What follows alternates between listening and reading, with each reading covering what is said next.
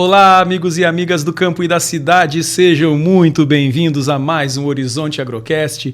Este que é um projeto da Pecuária PRM para ampliar os horizontes na produção rural.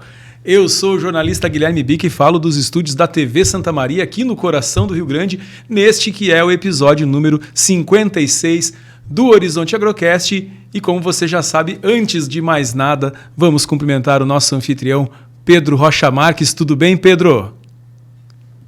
Tudo bem, Guilherme? Um bom dia, uma boa tarde, uma boa noite. É uma grande honra a gente entrar nesse episódio de número 56, aonde vamos abordar assuntos que os produtores com certeza estão muito curiosos para saber, o nosso público também para entender que nem tudo são flores dentro do agro e nada mais, nada menos do que uma grande líder poder trocar essa ideia conosco e traduzir de uma forma bem didática esses assuntos que muitas vezes estão distantes de quem não vive o agro. Vamos em frente, Guilherme. Tenho certeza que será mais um episódio marcante dentro dessa nossa trajetória do Horizonte Agrocast. Com certeza. E você que está em casa já viu, a nossa convidada está na tela, convidada mais do que especial de hoje, a advogada e pecuarista Antônia Scalzilli, com quem vamos falar sobre da segurança no campo à valorização da carne, o que está mudando no Rio Grande do Sul. Como vai, Antônia? Seja bem-vinda ao Horizonte Agrocast. Pessoal, um prazer estar aqui com vocês. Vou chamar vocês de guris. Ótimo. Pedro, Guilherme, muito bom estar aqui com vocês, conversando sobre as pautas. São tantas pautas importantes do nosso agro para a gente falar e eu espero que seja algo rico para quem nos ouvir. Estou aqui para contar um pouco da minha história, contar o que eu vejo dentro da porteira, fora da porteira, esperando contribuir com mais um episódio de bastante conteúdo, como foram todos até aqui. Com certeza. E obrigado pela deferência também, porque realmente a gente tem alguns episódios aqui no Horizonte Agrocast que a gente fala que são aqueles de assistir com a caderno e caneta na mão, ou então daqueles de ficar voltando para rever algumas coisas, assistir de novo depois, e muito provavelmente esse será mais um. Antes da gente começar, então, propriamente dito, vamos agradecer aí os nossos patrocinadores, os apoiadores do Horizonte Agrocast, eles que são a Diamaju Distribuidora, com logística própria de mais de 5.000 produtos nas linhas agropecuária, veterinária, pet e agrícola para os 3 estados do Sul, Frigorífico Pinhal dos Irmãos Salvati Limitada, de Santo Augusto, atua no setor de açougues e frigoríficos. Agrocomercial Saúde e Nutrição Animal, com lojas físicas em Uruguaiana, Alegrete, Quaraí, Rosário do Sul, São Borja e Santana do Livramento, com entrega em todo o Brasil. Accelerated Genetics, há 27 anos no mercado nacional, comercializando sêmen bovino nacional e importado, além de material de inseminação artificial. Ouro Fino Saúde Animal, reimaginando a saúde animal. Agropecuária Moresco, há 30 anos plantando confiança e colhendo resultados. Fábrica de rações, concentrados, núcleos e sais minerais. MSD Saúde Animal, que tem como propósito melhorar o bem-estar das pessoas e a saúde dos animais. E, claro, Veterinária Marca e Sinal, solução do pet ao pasto. Nosso maior patrimônio é a satisfação do cliente. De Itaqui, mas com entrega em toda a fronteira oeste. Contato permanente com os proprietários Paulo e Sérgio. Vamos começar o nosso Horizonte Agrocast, que tem episódio toda quinta-feira no YouTube da Pecuária PRM, no Spotify do Horizonte Agrocast, no canal 19 da NET, ou seja, na TV Santa Maria para quem está no coração do Rio Grande e também em todos os sistemas de IPTV pelo Brasil. Além disso, não deixe de seguir o Horizonte Agrocast no Instagram e no TikTok, é lá que nós colocamos alguns conteúdos do Horizonte Agrocast e também recortes aqui principais dos nossos episódios. Da segurança no campo à valorização da carne, o que está mudando no Rio Grande do Sul? Por favor, Pedro, por que este é o tema de hoje e por que você escolheu a Antônia para trazer esse assunto aqui para os nossos espectadores? Beleza, Guilherme. A questão do assunto é um assunto que a gente conversa muito e está dentro dos, vamos dizer, dos trending topics dos produtores, que é preço, dificuldade de mão de obra e também o abigeato. É uma preocupação constante dos produtores, Mas também, junto com isso, a gente hoje, as redes, todo mundo, independente de onde mora ou de onde esteja, está ligado nas redes, a gente vem acompanhando um trabalho muito interessante e a várias mãos do Instituto Desenvolve Pecuária. E, por último, aí, também acompanhando através das redes, a gente pôde notar um fato muito interessante, que foi a primeira exportação de carne com osso do Rio Grande do Sul para o Chile, e que é um movimento no qual está se querendo fazer de não linkar, né? Não linkar a carne gaúcha somente à carne brasileira, e sim transformar a carne gaúcha em mercados como pode ocupar a carne uruguaia e argentina, e aí sim, um valor de tonelada dessa carne, que hoje em torno de $4.500 a carne exportada brasileira, para a gente conseguir chegar a patamares semelhantes aos nossos irmãos uruguaios em $14 mil. Isso tudo geraria uma grande distribuição de riqueza dentro da nossa cadeia. Muito bem, então, para começar de vez o nosso episódio, vamos apresentar a convidada de hoje. Antônia Scalzilli é advogada e pecuarista nos municípios de Cacequi e Bagé. Em 2014, entrou para o governo do estado do Rio Grande do Sul a fim de entender como as políticas de segurança pública são eleitas e aplicadas. Participou do Comitê de Combate ao Abigeato e posterior Força-Tarefa de Combate aos Crimes Rurais, que culminaram com a criação das nossas delegacias especializadas. Em 2017, já fora do governo do estado, trabalhou na interlocução entre os órgãos de segurança pública estaduais e as entidades representativas do agronegócio, buscando a excelência de políticas públicas voltadas à segurança no campo. Assumiu a direção dos crimes rurais do Instituto Desenvolve Pecuária e presidência da Comissão de Segurança do Campo da FEBRAC em 2021 e ainda participou da Comissão Fundiária e de Inovação da Farsul. Hoje é presidente do Instituto Desenvolve Pecuária e atua junto à Casa Civil do Governo do Estado para a articulação parlamentar de temas voltados ao agronegócio e segurança rural, e também preside o Fundocarne, um fundo privado de promoção da carne gaúcha que trabalha com a união de todos os elos da cadeia produtiva da carne bovina. Mais uma vez, então, seja muito bem-vinda ao Horizonte Agrocast, Antônia Scalzilli, e eu quero entender como ela tem tempo para fazer tanta coisa, né, Pedro? Mas vamos lá, vou passar a bola para te fazer a primeira pergunta para o Antônio. Talvez essa seja a pergunta mais difícil de ser respondida em todo o podcast. Exatamente. Exatamente. Pedro, tudo contigo, mestre. Beleza. Dentro do roteiro e da forma que a gente imagina o Horizonte Agrocast, Antônia, a gente acredita que muito da tua trajetória, de onde atua e de todas as pessoas, está muito vinculado às experiências prévias que se teve, né? E os aprendizados que se teve até hoje para chegar no momento de hoje e assumir essa liderança na qual tu tens. Baseado nisso, a gente acredita que é interessante a gente conhecer a Antônia, aí o recorte, o momento que tu quer começar contando para os nossos ouvintes fica a teu critério, mas é te conhecer tuas fases de vida até hoje e por quê. A gente acredita que ao falar dos teus aprendizados, muitas pessoas vão poder se identificar e até mesmo aprender com os teus aprendizados, né? Então, fica à vontade para contar um pouco da tua trajetória pessoal e depois a gente vai entrando nos temas específicos que a gente está muito curioso para te conhecer melhor. Sabe que quando a gente é desafiado a contar a própria história, é sinal que a gente já não é mais tão criança, né?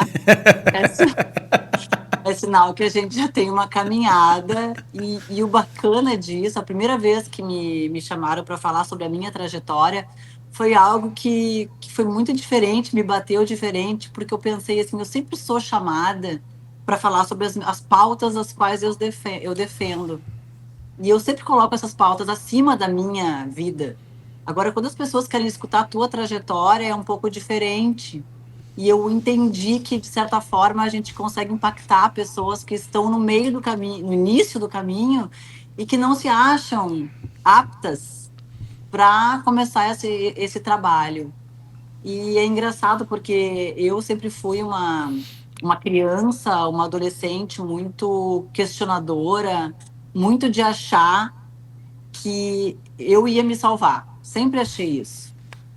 E eu já sou a 7ª geração dentro de uma família de pecuária. E no município de Caciqui, que é onde eu tinha a minha querência, onde eu passava a minha infância, onde realmente me criei, nós tínhamos o problema do objeto como algo que fazia parte do nosso custo fixo de produção. Era um Nossa. problema absurdo, assim, a gente convivia continuamente com aquele sentimento horrível de ser usurpado, de ter gente entrando no teu campo, de cortando a cerca, levando o trabalho suado de anos, né, envolvido com genética e tal. O meu avô era promotor e eu acompanhava esse trabalho dele muito próximo às polícias, mas não existia uma política pública permanente que resolvesse essa situação. Então a gente jogava gelo e daqui a pouco as coisas recomeçaram. A minha infância foi basicamente assim: noite de lua cheia e vésperas de feriados, a gente se preparava para viver uma guerra noturna. Era bem assim. A gente investia em todo tipo de tecnologia que havia até então. A gente, num momento, a gente fez todo um L da propriedade com cercas elétricas que, quando elas eram cortadas, rompidas, tocava um alarme dentro do galpão. E aí a gente organizava como se fosse realmente uma força-tarefa, uma operação. Íamos para o campo de caminhonete, de trator, com foco de luz, com armas, dando tiro, fazendo barulho, para tentar, de alguma forma, coibir aquilo que tinha iniciado. E é claro que, na grande maioria das vezes, a gente não conseguia, porque eles viam pela nossa movimentação onde nós estávamos, mas nós não conseguíamos ver aonde exatamente aquilo estava acontecendo. Então chegou um momento de que a gente não aguentava mais. Eu estava morando na época em Porto Alegre, eu saí de Santa Maria e vim a Porto Alegre para fazer faculdade de Direito. Me formei, estava trabalhando dentro da estância, entre Bagé e Caciqui, e a gente chegou num momento absurdo, absurdo, de incontáveis ocorrências. E aí já não era mais aquela carneada no campo, era aquela atropiada, levavam caminhões, vacas com terneiro ao pé, coisas absurdas, assim. E eu resolvi, literalmente, pedir emprego no governo do estado. Naquela época, quem eu conseguia acessar era o secretário da Agricultura, que ele era de Bagé, e eu fui até uma feira de exposição, que ele estava lá conversando com um lindeiro meu lá em Bagé, falando sobre pauta da irrigação. E eu fiquei do lado dele que nem um poste, literalmente, ouvindo a conversa dos dois. E naquele momento a gente já tinha pivôs de irrigação lá em Bagé, trabalhando para a pecuária, então eu consegui participar do assunto. E de repente o assunto estava entre nós três, eu já não estava mais observando, eu estava conversando. Quando o assunto terminou, eu pedi licença, me apresentei e pedi que ele me ouvisse. E ele me recebeu, então, logo após, na Secretaria da Agricultura, lá em Bagé, e eu falei que ele precisava me contratar. Foi muito engraçado. Eu cheguei para ele assim: eu estou aqui porque o senhor precisa me contratar. E ele começou a rir: mas por que eu preciso te contratar? Eu disse: olha, precisa me contratar porque eu sou uma pecuarista, eu tenho formação, eu sou advogada, eu entendo muita coisa de convênios. Vocês são de um partido que, via de regra, o nosso setor não vota, porque vocês não pensam em projetos para o agronegócio de uma maneira mais abrangente. Então, quem sabe, se eu desenvolver algo que possa reverter a favor da minha classe, pode ser que venham votos de onde jamais viriam. Eu não sou uma pessoa que sou muito de partidos políticos, eu acredito muito em pessoas e em ideias. Naquele momento, o ano era 2013, estava mais fácil defender, né? Quem estava lá trabalhando. Então, eu acho que eu fiz um discurso meio, né? Ele falou assim: tá, mas tu vota no partido? Eu digo: não, não voto no partido. Mas eu acredito que uma mão lava a outra e as duas juntas batem palma. Eu disse que bem assim para ele. E ele ouviu aquilo, acho que ele achou meio, né, no mínimo diferente. Eu sei que uma semana depois ele me ligou dizendo que eu iria tocar um programa dentro da Secretaria da Agricultura, e assim eu fiz. Quando eu estava tocando um projeto que era de revitalização de parques de exposição, eu já fui entendendo como é que funcionava dentro do Estado a política voltada para a segurança no campo. Naquele momento, era um decreto de transversalidade de 5 secretarias de Estado que combatiam, então, o objeto, através da qualificação dos agentes que trabalhavam para esse propósito. Eu fui integrar esse comitê, fiz parte do comitê, fui a várias cidades do interior fazer capacitação desses agentes. Terminou o governo, veio um novo governo, e eu permaneci. E aí nós começamos a pensar como agir naquele momento.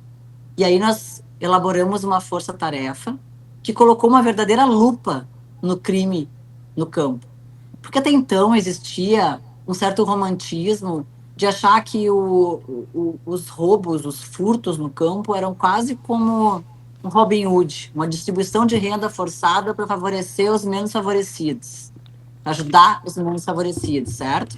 Então, uma carneada que é levada para as partes mais menos favorecidas dos municípios, distribuída para aqueles que têm menos condições de acessar a proteína de alto valor.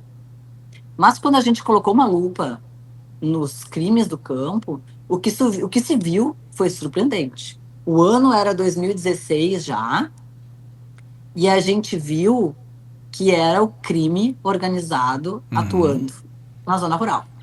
Não tinha nada de romantismo naquilo, não tinha nada de ladrão de galinha. Muito pelo contrário. Aquelas quadrilhas que faziam assalto a banco, que houve uma resposta muito efetiva da Polícia Civil nisso, de alguma forma eles entenderam que migrar para o campo, onde as pessoas, a resposta da polícia precisava de mais tempo em virtude de um deslocamento, em virtude de ausência de sinal de celular, e que eles conseguiam, em uma ocorrência, acumular um valor até maior do que acontecia num banco. Tá? Então, a partir de lá, começaram a surgir as delegacias especializadas. Eu fiz parte de toda esse início. Eu participei ativamente dessa política que se tornou uma política de Estado, e essa é a grande diferença. Como a coisa continua? Foi muito legal isso, porque enquanto eu estava lá trabalhando com a polícia, na Secretaria de Segurança Pública, o pessoal do nosso setor olhava e via uma de nós está lá trabalhando por nós. É uma pecuarista que está lá, e eu sempre me coloquei exatamente assim, como um termômetro do que acontecia. Então, como a vítima consegue fazer parte da solução. Então, foi muito bacana essa engrenagem, e a partir daí eu consigo fazer todo um trabalho de estimular os pecuaristas a fazerem um boletim de ocorrência, se sentirem peça fundamental na solução dessa problemática. Então, eu participo de toda a base da polícia que trabalha nas delegacias especializadas, e eu levo todas as necessidades para construir junto à chefia da polícia, junto à Secretaria de Segurança Pública. E isso é recebido como realmente uma crítica, e não crítica, mas como políticas públicas construídas em conjunto. Então, já existe esse entendimento de que o pecuarista faz parte dessa solução. E eu tentei durante algum tempo, depois que eu vi que a minha missão estava concluída, eu saí do estado e resolvi voltar a trabalhar dentro da porteira. Só que aquelas relações que eu construí, elas permaneceram, e as pessoas seguiram me acessando. As pessoas me chamavam pelo WhatsApp, diziam: Antônia, eu tive um problema aqui, eu tive uma ocorrência, tu consegue me ajudar? Consigo, claro, deixa que eu encaminho para ti. E eu comecei a fazer esse fluxo. E esse fluxo se tornou algo tão natural e tão bem visto, que hoje eu sigo fazendo assim. E nessa construção das delegacias, hoje a gente tem uma divisão que une todas essas delegacias e trabalha para todas elas. E eu levo a informação de cima para baixo. Pessoal, é super importante pontuar quais são os crimes rurais. Né? O que a gente mais vê no campo? Então, quando a gente fala o furto abegeato é um termo bem técnico assim, para furto de semoventes, furto de animais. Isso é o que mais a gente vê. Quando a gente começou com a Força Tarefa, em 2016, nós vínhamos em números absurdos. E a gente conseguiu reduzir em mais de 70%. Furto abegeato, ele é furto porque ele geralmente não envolve a chegada, a violência às pessoas, porque os animais são soltos no campo. A gente vai ver dias depois, ou no dia seguinte, a cerca cortada, ou aquele animal carneado. E a gente tem investido muito em tecnologias e inovação, e por isso é tão importante a inovação no campo. com rastreabilidade dos animais, com chips. A gente já conseguiu frustrar vários furtos com os colares que identificam o perímetro da propriedade. Então, existem várias formas de a gente proteger o nosso patrimônio através da inovação. O maior problema no campo é o roubo de defensivos. Porque o que a gente faz com os defensivos? Diferentemente dos animais, a gente deixa esses produtos que têm um maior valor agregado próximos à sede.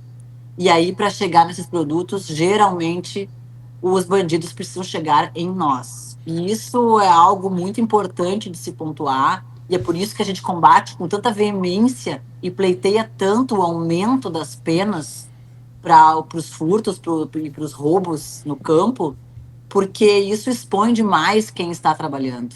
E esse pessoal não pensa meia vez em usar da violência para chegar até nós e lograr êxito nesses roubos. Então, com os furtos, abigeato também o roubo de defensivos, o que mais a gente trabalha hoje e recomenda é o monitoramento. O monitoramento, as câmeras, tudo isso funciona muito bem. Porque, na grande maioria das vezes, esses furtos e esses roubos, eles não são direcionados a alguém específico. Então, eles vão migrar e vão buscar lugares com menos tecnologia embarcada, certo? E digo para vocês, políticas públicas se resolvem através de manchas de calor. A gente olha o mapa e aloca os recursos conforme o número de ocorrências. E é por isso que eu digo para vocês, não adianta dizer que não faço ocorrência porque não vai mudar nada. Muda, sim. Depois que nós criamos as delegacias especializadas que trabalham com inteligência e os melhores recursos de tecnologia para investigação dos crimes rurais, muda sim. Esses tempos nós tivemos uma audiência pública na última Expo Inter e foram requisitar um maior efetivo para dado município. Na hora, a gente consulta as bases de dados e vi que tinha 2 ocorrências em todo aquele ano, de janeiro a agosto. Então, como que o Estado vai justificar o aporte de recursos localizados naquelas zonas se não existem dados? Então, hoje não existem mais desculpas para o pecuarista, para o produtor rural não comunicar. E a gente tem vários meios de comunicar. Existe a delegacia online, que a gente pode fazer através do celular no campo, onde estiver. Eu coloco sempre à disposição o meu contato para eu poder fazer essa comunicação e auxiliar. Eu levo direto para a divisão essa informação. A gente vê, sim, que nesse momento agora que vivemos, existem muitos furtos de pivôs de irrigação, de levantes, de fios. Tudo isso as delegacias trabalham e trabalham muito bem. Então, eu acho que é importante que a gente participe, faça a nossa parte, até para poder cobrar do setor público aquilo que vem sendo feito. E se me permite, Antônia, essa questão, a gente vê isso acontecer em várias esferas da sociedade, né? A questão da falta de formalização das denúncias, né? Aconteceu muito tempo atrás com a violência doméstica, e aí até mesmo a imprensa, ela também é pautada por esses números oficiais. Então, no momento em que esses furtos, esses crimes cometidos na zona rural começam a ser registrados pelos proprietários rurais, isso acende um alerta na imprensa para que ela também faça pressão nas autoridades, né? E aí, no momento que tu não tem dados oficiais, a própria imprensa, a sociedade civil organizada não pode se pautar para poder levantar uma bandeira. Então, é extremamente importante nesse sentido também. Falo isso como jornalista que sou, que preciso desse tipo de dado, de informação, para poder levantar as pautas e levantar os alertas, né? Perfeito. Sabe que hoje eu brinco, né, que eu sou doble chapa. Sou uma pecuarista, fiz uma caminhada, que até eu conto para vocês rapidamente, né, dentro de instituições representativas. Eu sempre busco uma bandeira grande para poder trabalhar e cada vez ter uma voz mais alta dentro do que a gente se propõe, né? Segurança, como é que a gente vai tratar de pecuária, de carne de qualidade, se a gente não consegue dormir à noite ou ter segurança? Tudo inicia por noites bem dormidas com segurança. Então, eu saí do governo, voltei para o governo, porque o pessoal me disse, e é verdade, eu estou hoje lotada dentro da Casa Civil, justamente para poder acelerar todos esses projetos de agronegócio. Poder acelerar a construção de delegacias, implementação de delegacias, para poder falar da nossa carne de qualidade. Tudo isso, então eu consigo ter o olhar da produção e consigo ter o olhar de dentro do governo de como decidir, como definir, porque é muito importante isso que a gente está batendo na tecla e eu acho que tem que ser muito batido. As pessoas precisam parar de terceirizar as responsabilidades e achar que segurança pública diz respeito ao governo, mas a segurança pública começa por mim. Começa pelo meu envolvimento em querer participar, de alguma forma entender que eu preciso fazer parte disso, sim. Começando pelo boletim de ocorrência.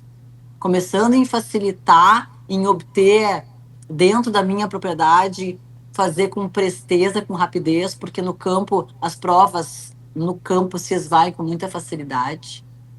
Então, é uma postura mais proativa que a gente tem falado bastante que o produtor precisa ter. Perfeito.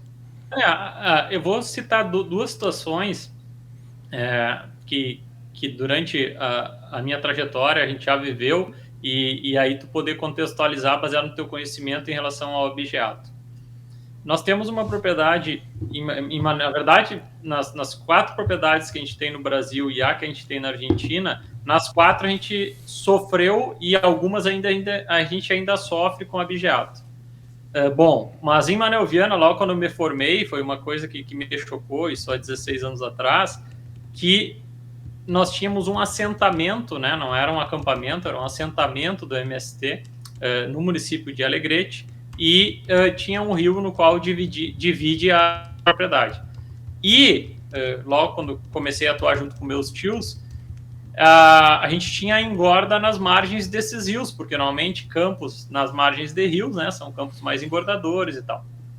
E hoje essa propriedade ela mudou toda a unidade, toda a logística de engorda em função do problema do abigeato, né? Isso, graças a Deus, já faz uns 6 anos que não ocorre. A fazenda teve, inclusive, ter guarda, né, para poder se fez construções para ter guarda e tal.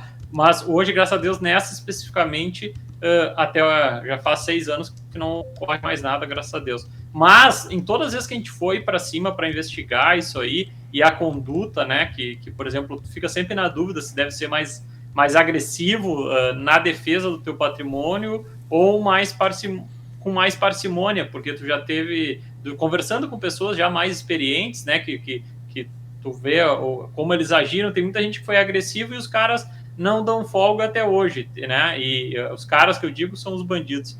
E onde tu foi mais ou menos lidando com parcimônia, tu conseguiu resolver, né, e, embora a gente saiba que quando numa região se tem esse crime, vamos dizer, os caras te dão uma folga, mas daqui a pouco eles voltam, né? Eles vão roubando do vizinho e depois voltam e te roubam. Mas eu queria saber, assim, por exemplo, porque a gente foi conversando e tal, e tem que ter até cuidado para falar isso, tinha bastante gente envolvida nesse tipo de negócio, não eram somente os caras que roubavam, né? E sim tinha restaurantes que se beneficiavam e uma série de coisas. Então, foi nesse sentido que eu fiz a pergunta e queria ver se, claro, sem precisar dar exemplos, mas sim mostrar o esquema de como que surge o objeto, porque, na verdade, seja o objeto de herbicidas, como comentaste, como de animais, como todo roubo, o que movimenta é o receptador, né?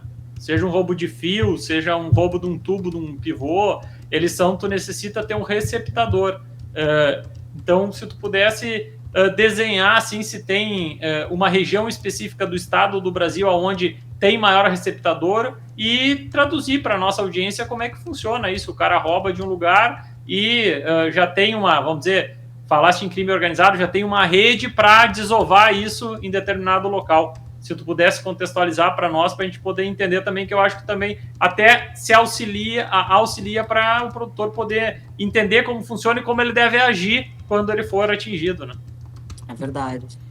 É bem como tu desenhaste, assim, o crime organizado, ele tem uma hierarquia muito planejada e ele tem uma capilaridade incrível. Então, é claro que para haver tanto o roubo de defensivos quanto o furto abigeato, tem que ter alguém que receba. Tem que ter alguém que esteja esperando por esse ilícito. Tem aquele que vai e executa, tem aquele que é o cabeça que pensa, né? Então, existem vários tipos de... Tal qual o tráfico. tal qual o tráfico. Então, tem pessoas especializadas e organizadas para cada uma das etapas do crime. E a gente vê no Rio Grande do Sul, com a chegada da agricultura na metade sul, que até então era mais na metade norte, a gente vê que não existe especificamente um lugar onde não haja o roubo de defensivos. Mas a gente vê que ele transita no estado inteiro. E o brabo é o seguinte, existe a falsificação, existe o roubo, existe o contrabando, são vários os tipos de ilícitos. Mas quem recebe também é quem está usando. Então, assim, a gente tem que cuidar muito para cobrar, a gente cobra um serviço da polícia, mas nós não podemos nos beneficiar desse ilícito também. Então, eu não posso usar defensivos contrabandeados, eu não posso usar defensivos de origem duvidosa. Eu preciso me certificar que eu estou comprando produtos de origem lícita. Isso é muito importante dizer. Agora, a questão do objeato. O objeato, que é o furto dos animais, né, dos semoventes, isso é toda uma cadeia também de restaurantes, de mercados que atuam na ilicitude. E tem também o furto de animais em pé, que muitas vezes os bandidos conseguem até esquentar as GTAs e conseguem chegar numa planta frigorífica regular e abater como se fosse lícita aquela carga. E o frigorífico não sabe que está abatendo uma carga de animais furtados. Até isso eles conseguem. Eu dou um exemplo para vocês de algo que aconteceu, caiu no meu colo. A minha propriedade em Bagé fica exatamente na fronteira seca. E eu estava em Porto Alegre e tocou o telefone, era meu gerente, que tinha um pessoal lá pedindo se poderia usar o embarcador. E eu achei estranho aquilo, porque a gente se conhece na vizinhança. E eu disse, deixa eu falar com ele. E era um castelhano com um sotaque forte. E enquanto eu falava com ele, eu já estava com meu dedinho no WhatsApp ali em contato com o delegado, dizendo que havia uma situação bem suspeita. Eu falei para ele que eu emprestava o carregador, que não tinha problema, e o pessoal já começou a se organizar para fazer um flagrante. Pois bem, eles não vieram usar o carregador, eles usaram o carregador de uma propriedade logo mais à frente da minha. Quando a polícia chegou para dar o flagrante, eles já tinham cortado os brincos, os chips dos animais, que eram uruguaios, tinham sido roubados no Uruguai e estavam sendo contrabandeados para cá, e eles iam ser carregados com uma GTA esquentada e iam ser abatidos regularmente, como se fosse daquela propriedade que estava embarcando os animais.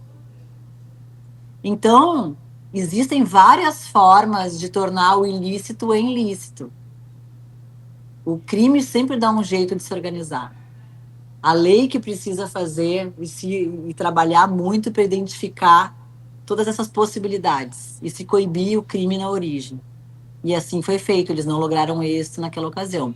O que aconteceu? Olhem que coisa curiosa. Nós corremos para tentar, isso eram 2 da madrugada, nós corremos para tentar identificar qual era a vítima desses animais furtados. Era madrugada. O proprietário no Uruguai, ele só foi ver que tinha sido furtado quando amanheceu o dia. Então, até esse momento, aqueles bandidos já tinham sido encaminhados para o judiciário no Brasil, e o judiciário não manteve a prisão em flagrante porque não tinha vítima. Eles foram soltos. Hoje, o que acontece muitas vezes, a gente tem uma polícia... E é muito frequente isso, né, Antônio? É muito frequente. Infelizmente, é muito frequente, Guilherme. Tu chega, por exemplo, a pegar o cara, algemar ele pego por exemplo, porque daí teve várias fases disso, né? Várias tentativas, na verdade, o produtor fica desesperado e busca várias alternativas. Então, ele por exemplo, as guardas rurais, né, que tinham... Aí os caras ficavam cuidando vamos dizer, o patrimônio do produtor, aí o cara já sabia quem era, decora salteada, família, para papai e tal. Agora vamos ver se não vai ter que pegar em flagrante, tá, então vamos pegar em flagrante. Aí pegava e algemava o cara com a faca, com sangue do animal, junto ali na mão, preso, vinha a polícia, prendia, aí na hora, daqui a pouco, por exemplo, não era prioridade, soltava o cara, né? E isso não é só no campo, na verdade, por exemplo, quanto a gente vê aí nos noticiários o cara ter sido preso 3, 4 vezes, né, que é na verdade, por exemplo, corroborando, falaste em fronteira seca, né, Antônio? A gente teve a oportunidade de trabalhar por 3 anos em todo o Paraguai, e aí pega a região de Amambai, que é divisa com Antônio João, Mato Grosso do Sul, e Pedro Juan Cabageiro, que é ali a zona do narcotráfico, né? O que se criou entre Brasil e Paraguai? Que se marcava, né, os animais do Paraguai de um lado e os lados dos animais do Brasil do outro. Claro que depois, isso é um ponto para ter um controle, mas o que eu queria comentar é assim, quanto mais tu conhece o Brasil, tu vê que se depender da fiscalização e vigilância do governo, é algo humanamente impossível de conseguir por causa, seja a fronteira seca e extensão territorial do nosso país, né? Então, se não tiver um controle rígido, seja com tecnologias, seja com documentação e seja com rastreamento, né? Por exemplo, um amigo nosso em comum, e foi meu colega na faculdade, o secretário Márcio Madalena, o Marcinho, por exemplo, ele comentou, por exemplo, da questão de que alguns estados estão rastreando, né, os seus caminhões, né? Ao meu ver, por exemplo, caminhões que fazem transporte de carga viva, obrigatoriamente eles deviam ser rastreados, e esse rastreio deveria ser para uma base, né, de que tivesse uma central de monitoramentos, e quando essa rota fosse desviada, que esse alerta tocasse, porque não vai ter como, assim, que é a conversa que fala, aumentar a vigilância sobre fronteiras, aumentar... Cara, isso é muito difícil. Não tem como cobrir 100%, claro. É muita biboca, é muito, entendeu? Quem vai indo para o interior, tu sabe que o nosso país é muito grande e não tem como controlar. Então, eu queria te ouvir isso. Não, mas agora pensa em tudo isso, tá? Pensa em que o Estado, vamos imaginar que o Estado cumpriu com todas as suas obrigações, investiu em todas as tecnologias possíveis. Aí tem uma polícia que investiga, que prende, e aí, quando chega no judiciário, o que acontece? Hoje, o nosso grande problema, o nosso calcanhar de Aquiles tem sido o judiciário. E a gente vê homicidas soltos, estupradores soltos. E aí chega lá um cara, qual é o teu BO? O meu BO é abigeato. Chega a ser piada, né? Existe toda uma construção jurídica, né, de organizações criminosas. Geralmente as pessoas que elas não têm porte, então, né, armas ilegais, furto abigeato, é toda uma construção jurídica para tentar que aquela criatura fique um tempinho lá, sentado no xadrez, pensando. Não acontece. Sabe, assim, quando a gente vai começar uma investigação, chega a ser uma brincadeira. Vocês lembram daquele filme do Tropa de Elite, que o pessoal da polícia ficava arrastando cadáver para uma zona ou outra? É quase isso que acontece aqui, para tu buscar um judiciário que seja parceiro da polícia e aquele outro município que não é. Então, vamos ver se a gente consegue começar a investigar por aqui e não por aqui, porque lá o juiz não te dá os mandados, não te dá a escuta, não te dá nenhum recurso para tu conseguir fazer uma boa investigação. Bem complicado, bem complicado. Assim, tem muita tecnologia e muita coisa que se pode fazer ainda, mas o Estado nunca vai ser capaz de cobrir 100%. Então, o que dá certo são soluções que se somam. Tu tem uma polícia que trabalha agora exclusivamente com isso, especializada, esse é o sucesso. Todo tipo de prestação de serviço da polícia deve ser especializado. Então, tu tem uma delegacia especializada. Aí tu tem um judiciário que não entende que isso impacta na economia do município, na economia do estado. Pensa o seguinte, não, ele tá roubando, tá lesando o pecuarista, o produtor rural, que num país como o nosso, nesse momento, que as coisas são tão difíceis, ele é quem está menos pior. Não, mas não é isso. Ele começa como sendo um furto que prejudica o pecuarista, o agricultor, aí ele passa a ser um crime contra a Secretaria da Fazenda, porque não recolhe impostos, e o bem-estar animal, que tanto nos cobram, que é da gente que produz. Você sabe como é que esses animais são carneados? As pessoas da cidade sabem como esses animais são carneados? Eles levam um tiro e nem caíram, e eles já saem recortando os animais. O animal nem está morto, eles cortam o garrão dos animais e saem recortando esses animais vivos. Onde é que está o bem-estar animal? Secretaria de Segurança Pública, Secretaria da Agricultura, que é quem detém as informações de rebanho, e chega ao final aonde? Em um problema de saúde pública. Quem acompanha, quem sabe, todo o rigor de um abate regular, que inspeciona várias doenças que podem ser advindas de um não protocolo sanitário em animais, sabe que é um risco absurdo se consumir uma carne que não passou por inspeção. Então, são várias as temáticas importantes que a gente precisa abordar quando pensa em furto abigeato. Exato. E tem a questão da segurança também, né? Eu tenho um relato aqui, se vocês me permitirem, bem rapidinho. A minha esposa também foi criada em Cacequi. Minha esposa é do Nordeste, o pai dela gaúcho, conheceu a mãe dela no Nordeste e veio morar em Cacequi quando ainda era bebê. E ela conta, ela morava numa área, quase uma zona rural ali de Cacequi, um bairro que ficava muito próximo a propriedades rurais. Ela conta que à noite, tarde da noite, ouvia movimentação. Eles eram acostumados, o pessoal da vizinhança já era acostumado. Determinadas noites havia movimentação no pátio, dentro do pátio da casa. Ela ouvia eles se movimentando embaixo da janela. Eram bandidos que praticavam abigeato, invadiam a propriedade dessas casas e escondiam o que eles roubavam ali na propriedade deles. Então eles meio que amedrontavam todo mundo. Depois que eles faziam essa movimentação, ninguém podia sair de casa, porque ninguém podia ver o que tinha sido roubado, nem onde estava escondido. Ficava todo mundo preso dentro de casa com medo de sair até eles voltarem lá e recolherem o que eles haviam escondido na propriedade. Então, e aí, claro que muitas vezes acontecia de haver algum tipo de confronto com o morador, alguém se machucar, alguém ser ameaçado, e provavelmente isso aconteça até hoje aí nessas cidades menores, nesses bairros que são lindeiros com as propriedades rurais. Claro, sem dúvida. E baseado nisso, né, Antônia, por exemplo, o caminho que fizeste e chegaste à conclusão da questão que a gente precisa de um judiciário parceiro, celere, e mais objetivo nas suas decisões, e aí não é somente judiciário, aí é o esquema, eu não sou advogado, mas é a forma que a justiça determina o que é prioridade, né, e o tempo que a justiça determina que é o tempo normal para as coisas serem decididas. A gente sabe que os negócios têm um tempo totalmente diferente e que eles não podem aceitar muito desaforo, senão o caso acaba fechando, né, dependendo do tamanho do desvio, inviabiliza o negócio, né? É verdade. Então, é verdade. Quantas pessoas saíram da atividade porque não aguentaram tanto desaforo, né?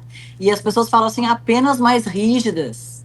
Mas a verdade é que as penas que nós temos, elas não são, nem elas são observadas, são implementadas. Se a gente já cumprisse as penas que tem previstas, já estava ótimo. Antônia, para fazer um link com o segundo assunto que a gente gostaria de abordar contigo, assim, o que me impressiona positivamente? Esse caminho que tu fizeste e de querer buscar uma solução para vários problemas que tem no agro, seja o abigeato, ou seja mesmo qualquer tipo de roubo que tenha dentro da porteira e acaba afetando toda a sociedade. Voltando para um ponto importante que tu falou, que muita gente, talvez porque o nosso público é o pessoal do agro, mas também tem gente que não é do agro. Então, quando falaste da parte sanitária, para que as pessoas possam entender, todo o medicamento no qual nós vamos fazer nos animais, eles têm um período de carência. O que é esse período de carência? É um período determinado por um teste da Anvisa e um mapa, no qual ele determina que não vai ter mais resíduo na carne, né? Então, quando um animal é roubado, o bandido não tem informação de quando foi feito. Pode ter sido feito ontem um remédio que tem uma carência de 5 meses. E aí esses resíduos na carne vão gerar uma série, por isso que a Antônia falou, de problema de saúde pública, né? Vão consumir carne com substâncias na qual o nosso corpo não deve absorvê-las, né? Então, só para vocês entenderem, fecho o parênteses sobre a questão de saúde pública que a Antônia falou.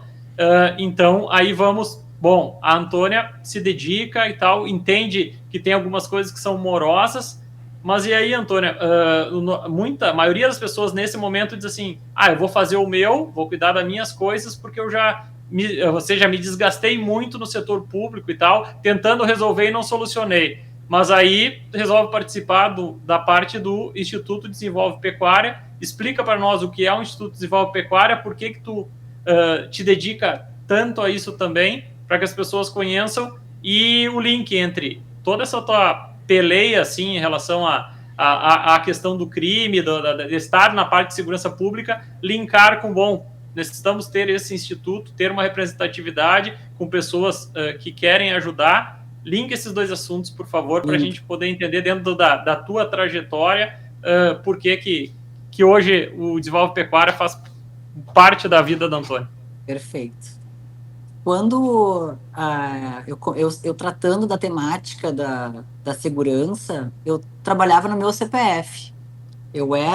Sempre fui uma pessoa muito apaixonada, como eu disse no início, né? Eu tive o cacuete de achar que eu iria resolver os meus problemas, que eu precisava estar lá para resolver, de alguma forma. Então, eu trabalhava no meu CPF. Eu participei de reuniões com chefia da polícia, com o secretário, com o pessoal da Farsul, e sabe, no meu CPF. E chegou um momento que nós tínhamos a fronteira oeste pegando fogo, como a gente diz, uma mancha de calor enorme de furtos abigeados. E a gente mobilizou os pecuaristas para uma reunião em Uruguaiana. E foram mais de 300 pecuaristas, nós com a cúpula da Polícia Civil, cúpula da Brigada Militar, porque são duas polícias que trabalham com expertises diferentes. É importante se dizer que a Brigada Militar, naquela data, lançou a Agro-Oros, justamente para cuidar dos crimes transfronteiriços. E aquilo começou a ganhar uma visibilidade maior, e o pessoal da FEBRAC me chamou, então, a partir daquela reunião, para tomar conta de uma comissão de segurança rural dentro da FEBRAC. FEBRAC é a Federação Brasileira dos Animais, das Associações de Raças. E então eu comecei a representar a FEBRAC e fui a uma reunião junto com o pessoal da FEBRAC e o pessoal do Desenvolve Pecuária. Eu não era até então do Desenvolve Pecuária. Nós fomos conversar através de uma frente que nós criamos de defesa do campo, conversar com a presidente do Tribunal de Justiça, justamente para tentar pautar o judiciário. E naquela época o presidente, o Luiz Felipe, a partir daquela reunião ele me disse: escuta, tu não quer vir para dentro do instituto? A gente precisa de alguém como tu lá para justamente tomar conta dessa pauta da segurança. Então eu comecei a fazer parte do Desenvolve Pecuária e da FEBRAC, tomando conta de comissões de segurança rural. E aí eu comecei a não mais trabalhar no meu CPF, mas eu comecei a ter duas bandeiras nas minhas costas e eu podia chegar nos lugares dizendo: não, agora eu não represento mais a Antônia, eu represento toda uma classe que está pleiteando melhorias nisso, naquilo, mas seguia atuando com toda aquela base da polícia que eu tinha construído e fazia parte. Então tudo seguia sendo um movimento muito natural, mas cada vez tomando mais força.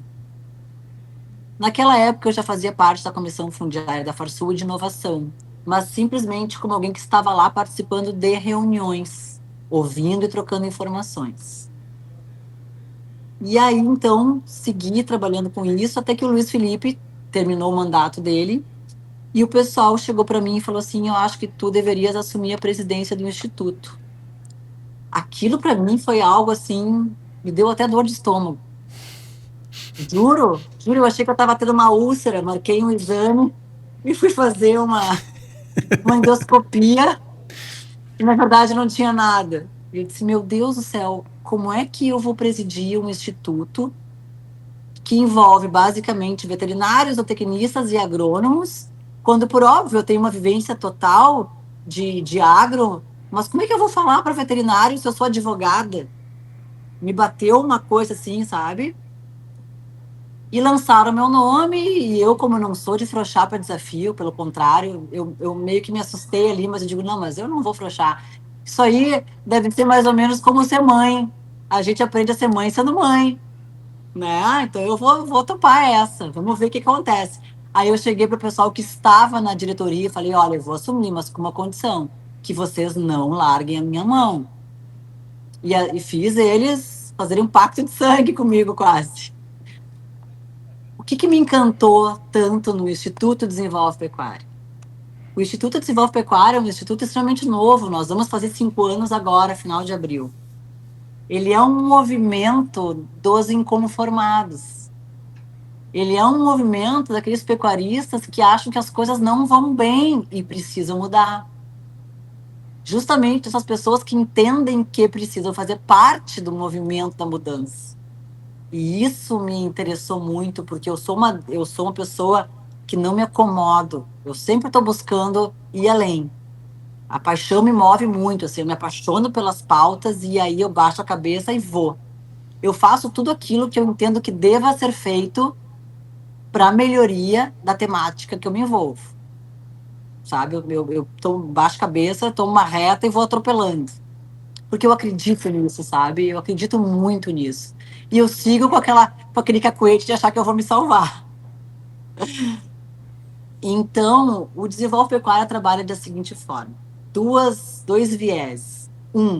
Olhando para dentro da porteira, para todas as pautas que são uma problemática da pecuária gaúcha. O que nos impede de avançar enquanto Estado quando a gente vê um país que tem recordes de número de abates, os rebanhos aumentando, e a gente vê o Rio Grande do Sul parado, não, nem parado, dando passo atrás.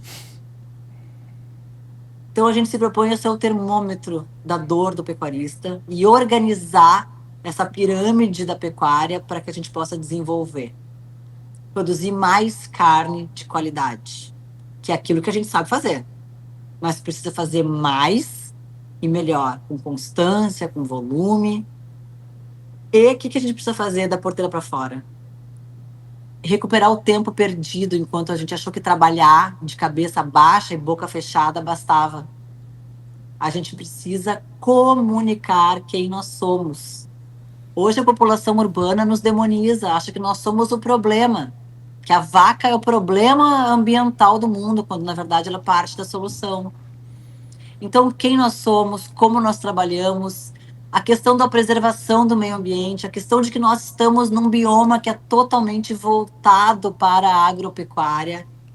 Ele é produzir no Rio Grande do Sul significa preservar o território. A pecuária do Brasil nasceu aqui, nós temos um berço de raças britânicas que é nosso, é um patrimônio que é nosso, e a gente não comunica bem.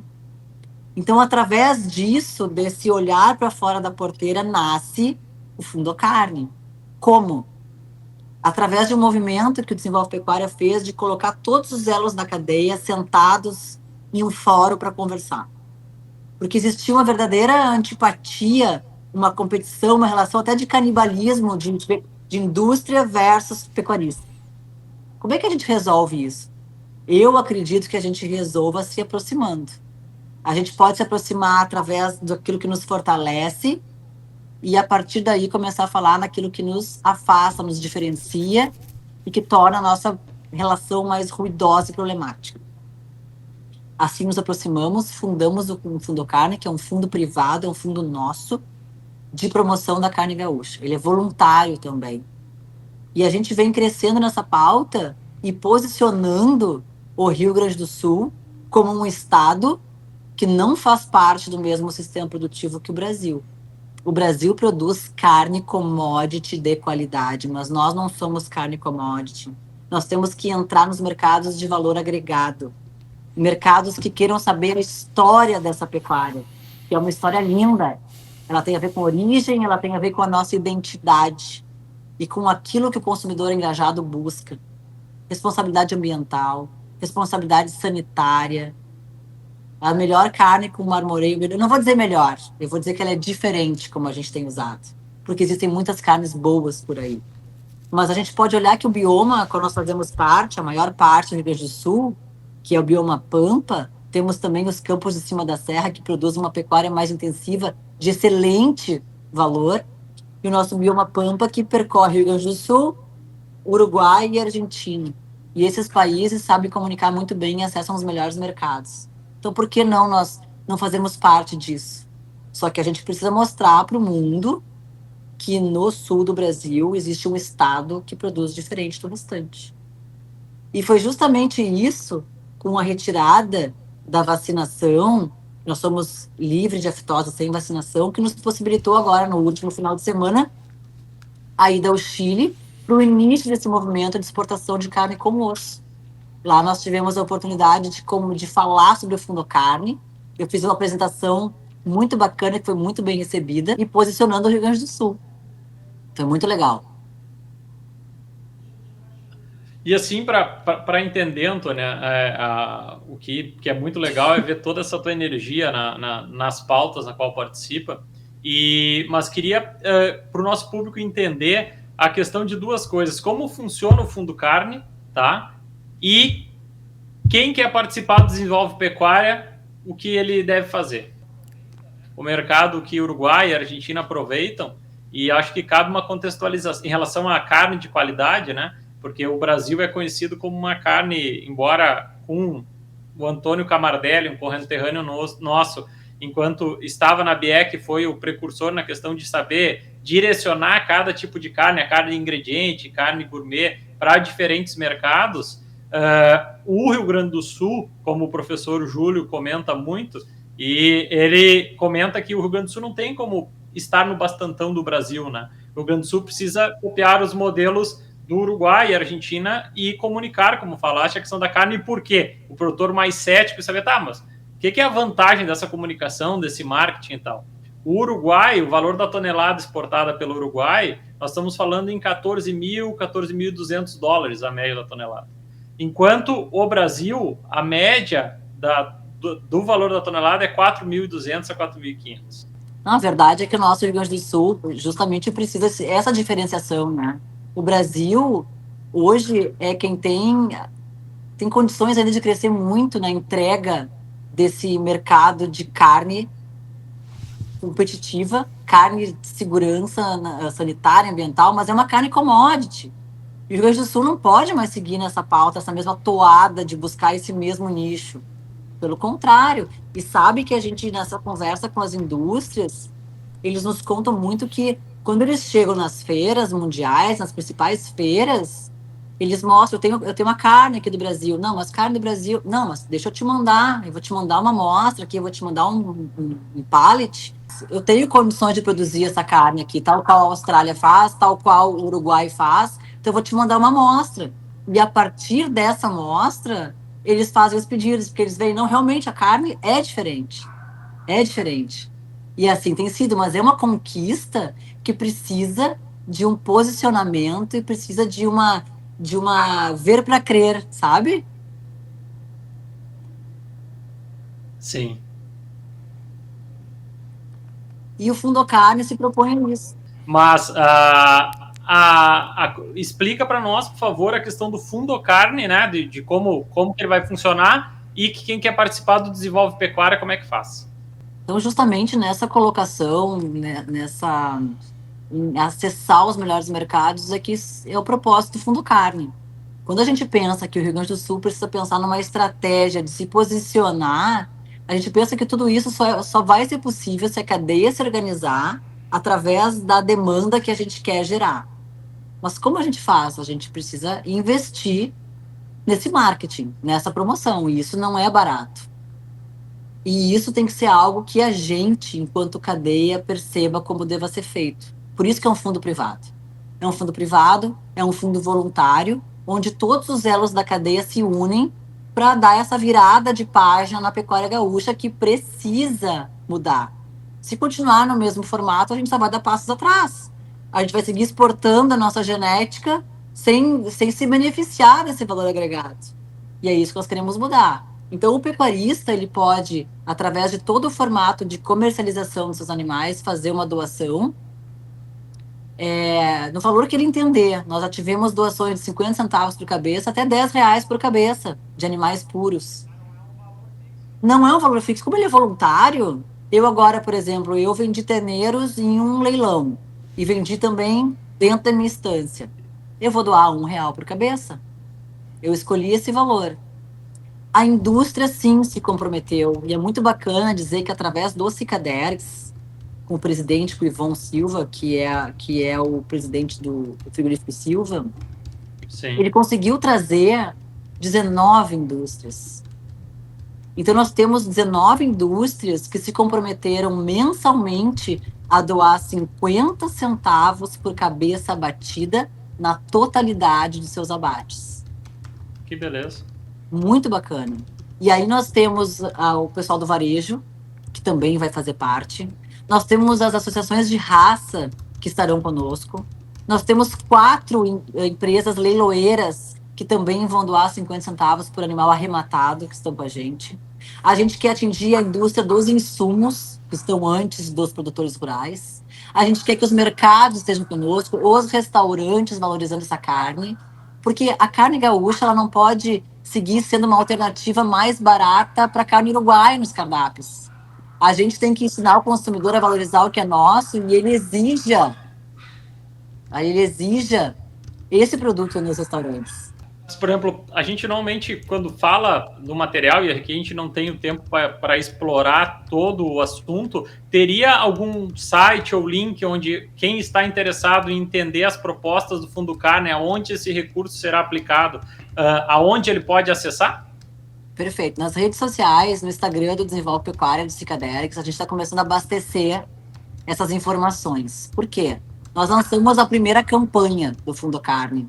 Agora nós estamos colocando dinheiro dentro do fundo. A arrecadação serviu para fazer uma primeira campanha super emocional com o lançamento do nosso vídeo, que foi muito bem recebido. É incrível como esse vídeo viralizou e a gente vê que deu certo quando ele rompeu a bolha. Ele passou a falar com o pessoal de vários países e ele voltou para nós, através do WhatsApp, de pessoas que nem sabiam que era a gente que estava por trás disso. Então ele se cumpriu, o pessoal de vários estados dizendo, isso é carne gaúcha, mas eu também quero que vocês façam isso pela carne de tal lugar, isso aí tá muito bacana e tal, enfim, muito legal.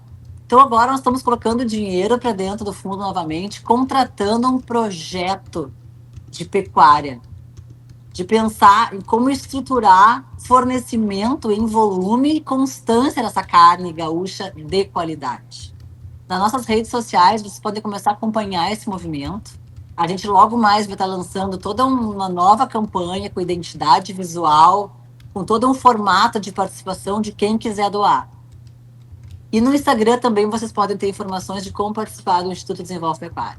Eu digo para vocês, é através desses movimentos de mudança de comportamento, porque mudar a pecuária não é difícil. O mais difícil é mudar a mentalidade de quem faz a pecuária.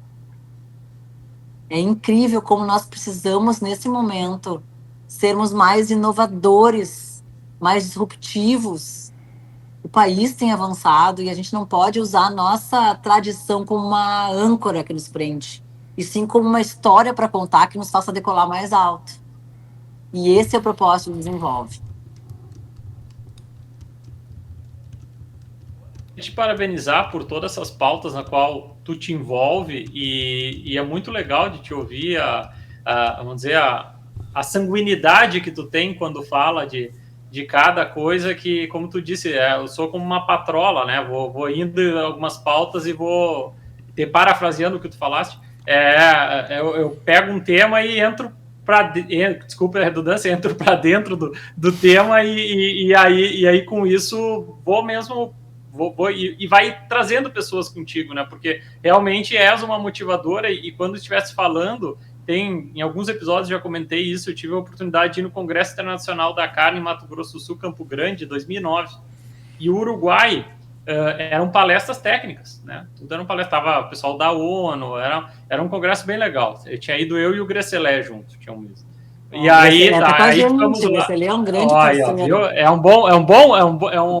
Embora não sei, porque não, ele seja veterinário, ele é um grande marqueteiro, é um cara que conhece,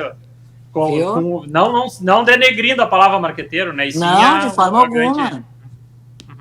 E aí nós ali, né, tá assistindo e tal, e aí tá, umas palestras técnicas e tal, e aí daqui a pouco entra o Uruguai.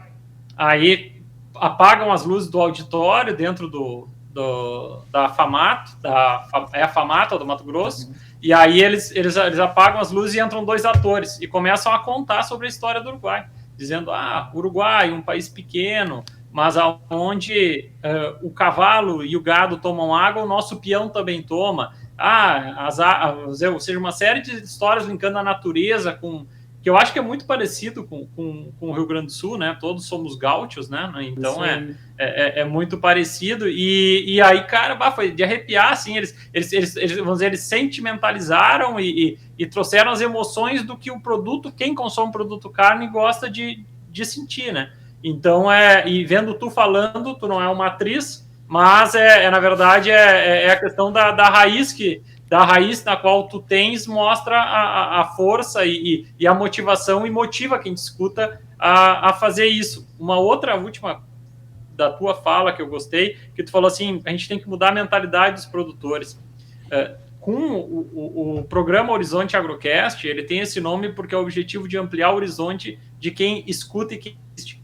Por que isso? Normalmente nós, seres humanos, criticamos o que a gente não conhece, né? E quanto mais a gente conhece, ou a gente desmistifica, ou pelo menos a gente passa a entender aquele assunto.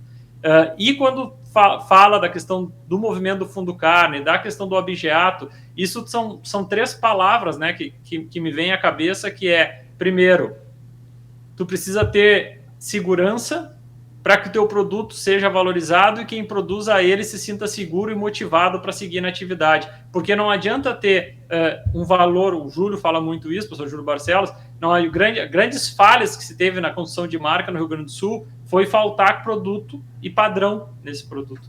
Então, na verdade, o que está muito linkado esses 3 temas no qual nós falamos, segurança no campo, né? Segurança no campo e a tua entrada dentro desse meio e poder dar uma cutucada no pessoal para andar. A gente sabe que tem desafios, ainda tem, e baseado nisso tu te motiva e participa do movimento que eu desenvolvo pecuária, que cria o Fundo Carne, e aí sim, tenho certeza que junto com o Fundo Carne, mas risco a dizer que logo teremos o Instituto da Carne, como tem o INAC no Uruguai, né? Logo teremos o Instituto da Carne no Rio Grande do Sul, que eu acho que vai ser fundamental para a gente poder olhar com uma lupa todos os pontos que o professor Júlio Barcelos tem de trás para frente, como ser feito e tal. Verdade. Então, no caso, a gente te agradecer o teu tempo e seguramente, se foi bom para ti participar do programa, nosso, Guilherme, foi muito bom, né? E gostaríamos de gravar num outro episódio, numa outra oportunidade, a gente gravar, porque faltou a gente explorar muita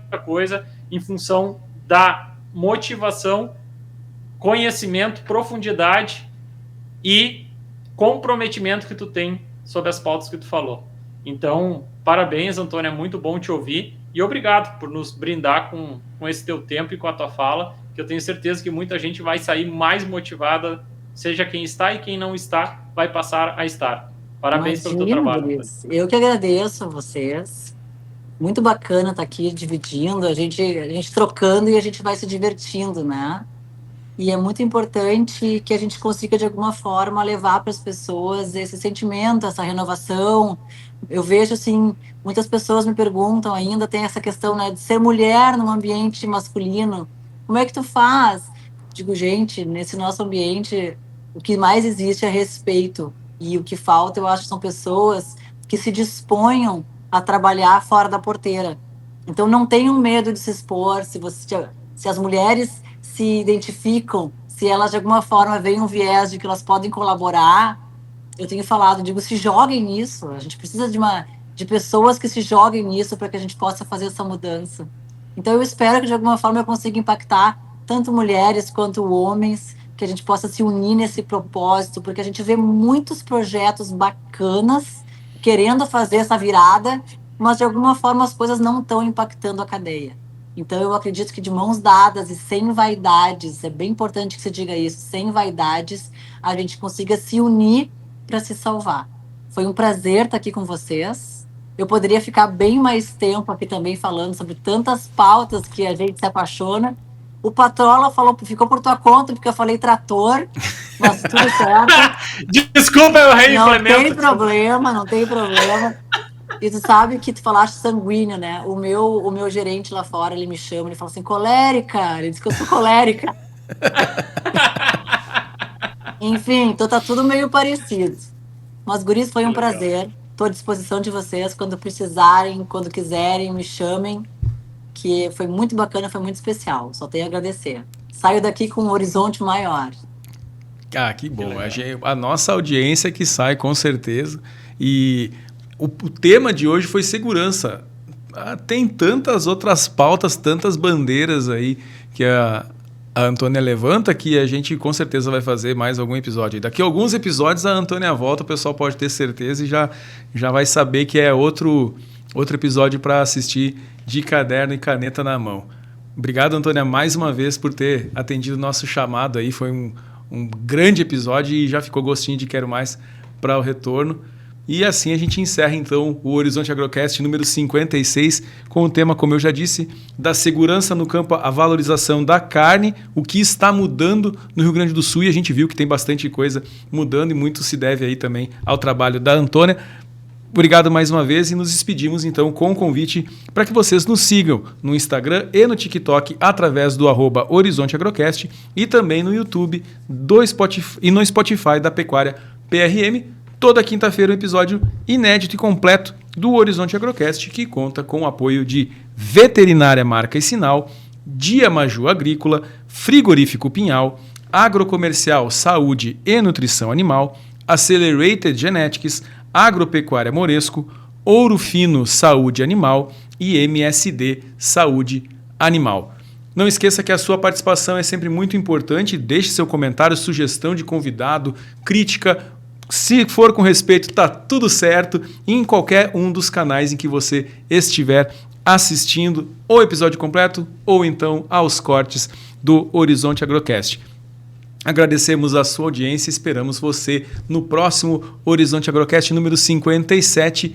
Este que é um projeto da Pecuária PRM para ampliar os horizontes na produção rural. Valeu, tchau, tchau e até a próxima quinta-feira.